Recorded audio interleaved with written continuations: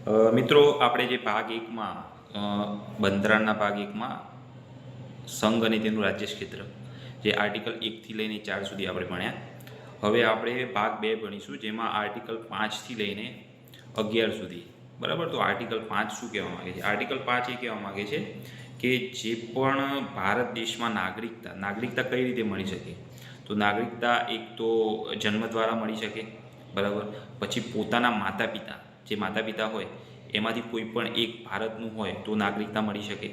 Article 5ની વાત કરીએ. Article 5માં એવું છે કે નિવાસ દ્વારા નાગરિકતા મળી શકે, જન્મ દ્વારા મળી શકે, પોતાના માતા પિતા જે હોય એ અહીં રહેતા હોય ભારતમાં તો એના દ્વારા નાગરિકતા મળી શકે, અને છેલ્લા 5 વર્ષથી વધારે ભારતની અંદર રહેતા હોય તો નાગરિકતા મળી શકે. તો આ જે પોઈન્ટ છે આર્ટિકલ 5માં છે. આર્ટિકલ જે અનુચ્છેદ 5 છે એ પ્રમાણે નિવાસ દ્વારા નાગરિકતા મળી શકે, માતા પિતા રહેતા હોય તો મળી શકે, ભારતમાં જન્મ થયો હોય તો મળી શકે, અને છેલ્લા 5 વર્ષથી જો ભારતની અંદર રહેતા હોય તો મળી શકે.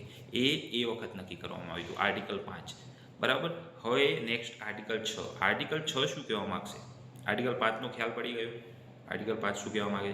આર્ટિકલ 6. આર્ટિકલ 6 એવું કહેવા માગે છે કે જે પાકિસ્તાનથી ભારતમાં સ્થાયી થયા એ વખત ક્યારે 1948માં 1948માં લાઈક 19 જુલાઈ 1948 પછી પહેલાં જે લોકો પાકિસ્તાનથી ભારત આવ્યા હતા એ લોકો માટેની નાગરિકતાની વાત. તમને ખ્યાલ હશે કે 1948માં જે ભારત અને પાકિસ્તાનના ભાગલા થયા, બરાબર, એ વખતે અમુક લોકો ભારત છોડીને પાકિસ્તાન ગયા ને ત્યાંથી પાકિસ્તાન છોડીને અમુક લોકો ભારતમાં આવ્યા. તો જે લોકો ભારતમાં આવ્યા એ લોકોની નાગરિકતાની વાત કરવામાં આવે છે કે જે લોકો 19 જુલાઈ 1948 પછીથી પહેલાં ભારતમાં આવ્યા એ લોકોને ભારતની નાગરિકતા આપવી એ નક્કી કરવા માટેનો આ આર્ટિકલ છે. દેન આર્ટિકલ 5 થઈ ગયો, 6 થઈ ગયો. દેન આર્ટિકલ 7. આર્ટિકલ 7 એ છે કે જે ભારત છોડીને પાકિસ્તાનમાં ગયેલા હોય એ લોકોની નાગરિકતા રદ કરવી. એની ડેટ છે 1 માર્ચ 1947. 1 માર્ચ 1947 પછી જે લોકો ભારતથી પાકિસ્તાન ગયેલા હોય એના પછી, બરાબર, એ લોકોની નાગરિકતા રદ કરવા. આ છે આર્ટિકલ 7. દેન આર્ટિકલ 8. અનુચ્છેદ 8 શું છે? તો અનુચ્છેદ 8માં જે ભારતમાં મૂળ લોકો હોય એ લોકોની વાત કરવામાં આવી છે.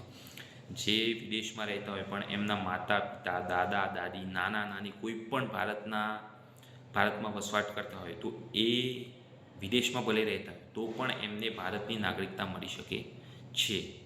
આર્ટિકલ 8 થઈ ગયું. આર્ટિકલ 9 છે એકલ નાગરિકતા, સિંગલ સિટીઝનશીપ. હવે એકલ નાગરિકતા શું છે? એકલ નાગરિકતા એટલે જ્યારે તમે કોઈ પણ દેશના નાગરિક બનો છો, લાઈક ભારત સિંગલ સિટીઝનશીપમાં માને છે. ભારતના તમે નાગરિક છો, ભારતમાં તમે એક જ પોતે નાગરિકતા ધરાવો છો તો તમે બીજા કોઈ દેશની નાગરિકતા લઈ શકતા નથી. અને ભારતમાં જો તમે નાગરિકતા લો છો તો તમારે ગુજરાત, મહારાષ્ટ્ર, રાજસ્થાન એમ અલગ અલગ રાજ્યની અલગ અલગ રીતે સિટીઝનશીપ લેવી પડતી નથી. આપણે એક્ઝામ્પલ લઈશું, 2 એક્ઝામ્પલ. ભારત જે છે એ સિંગલ સિટીઝનશીપ રાખે છે, અને યુએસએ છે એ ડ્યુઅલ સિટીઝનશીપ. યુએસએમાં તમારે શું, યુએસએમાં તમે જાઓ તો તમે ડ્યુઅલ સિટીઝનશીપ રાખી શકો. બરાબર. તમારા જોડે યુકેનું સિટીઝનશીપ હોય તો તમે યુએસએને બી રાખી શકો. પણ યુએસએમાં શું, દરેક રાજ્યનું બી પોતાનું નાગરિક હોવું જરૂરી છે. જે યુએસએમાં જે રાજ્ય છે એ રાજ્યના નાગરિક હોવા બી જરૂર છે. તો એ ડ્યુઅલ સિટીઝનશીપ યુએસએ એક્ઝામ્પલ, અને સિંગલ સિટીઝનશીપનું એક્ઝામ્પલ ભારત. બરાબર. આ થયું આર્ટિકલ 9. નાવ આર્ટિકલ 10 શું છે?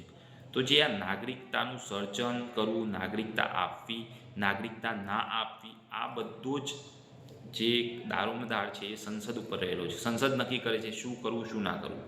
એ આર્ટિકલ 10 છે.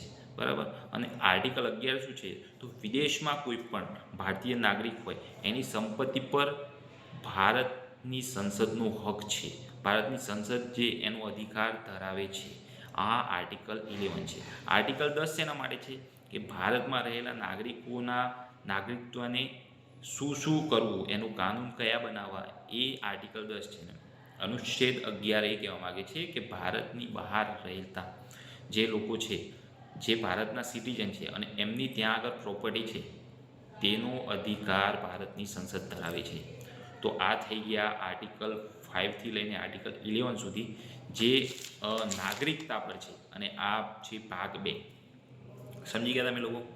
ભાગ 2 નાગરિકતા, બરાબર. આર્ટિકલ 5થી લઈને આર્ટિકલ 11 સુધી. આર્ટિકલ 5 કે છે કે નિવાસ દ્વારા નાગરિકતા, જન્મ દ્વારા નાગરિકતા, માતા પિતા જે અહીંના હોય તો એના દ્વારા નાગરિકતા, કોઈ પણ છેલ્લા 5 વર્ષથી જો ભારતમાં રહેતા હોય તો એના દ્વારા નાગરિકતા. આ આર્ટિકલ 5 છે. આર્ટિકલ 6 શું કહે છે કે પાકિસ્તાનથી ભારત આવેલા 19 જુલાઈ 1948 પહેલાં જે લોકો પાકિસ્તાનથી ભારત આવ્યા એ લોકોને નાગરિકતા આપવાની વાત છે. દેન આર્ટિકલ 7. આર્ટિકલ 7 શું કહે છે? ભારત છોડીને પાકિસ્તાનમાં ગયેલા જે લોકો એ લોકોની નાગરિકતા રદ કરવાની વાત છે. ક્યારે? એ છે 1947, ફર્સ્ટ માર્ચ 1947 પછી જે લોકો પાકિસ્તાનથી ભારત ગયા એ લોકોની નાગરિકતા રદ કરવાની. દેન આર્ટિકલ 8. આર્ટિકલ 8માં શું છે? ભારતના મૂળ વંશના લોકોની વાત કરીએ. મૂળ વંશ એટલે એમના મમ્મી પપ્પા, દાદા દાદી, નાના નાની, કોઈ પણ જે ભારતના મૂળ વંશના હોય, બરાબર, એ લોકોને ભારતની નાગરિકતા મળી શકે છે. દેન આર્ટિકલ 9 છે એકલ નાગરિકતા. આ યાદ રાખવા જોઈએ. Single citizenship. ભારત હંમેશા સિંગલ સિટીઝનશીપમાં માને છે અને યુએસએ એક્ઝામ્પલ છે ડ્યુઅલ સિટીઝનશીપનો, બરાબર. દ્વૈત નાગરિકતા, ડ્યુઅલ સિટીઝનશીપ. તો સિંગલ સિટીઝનશીપમાં શું હોય કે તમે એક જ ભારત દેશનું તમે નાગરિકત્વ લઈ લીધું, બરાબર, સિટીઝનશીપ, તો તમે કોઈ પણ રાજ્યમાં એના દ્વારા ઘૂમી શકો છો. પરંતુ યુએસએ એવું છે કે તમારે ત્યાં ડ્યુઅલ સિટીઝનશીપ ચાલે છે અને ત્યાં આગળ તમે કોઈ પણ બીજા રાજ્યમાં જાઓ તો એ રાજ્યનું સિટીઝનશીપ હોવું જરૂરી છે રહેતા હોય તો. એટલે 2 સિટીઝનશીપ જોઈએ અને ભારતમાં એક જ જોઈએ. બસ આ જ ફરક છે. દેન આર્ટિકલ 10. આર્ટિકલ 10 શું છે કે ભારતના નાગરિકોને રહેવું, ભારતના નાગરિકો પર કોઈ પણ કાનૂન બનાવવો તો એ ભારતની સંસદનું કામ છે અને ભારતની સંસદના આધીન છે. દેન આર્ટિકલ 11 શું છે? તો ભારતની બહાર જે ભારતના નાગરિક રહેતા હોય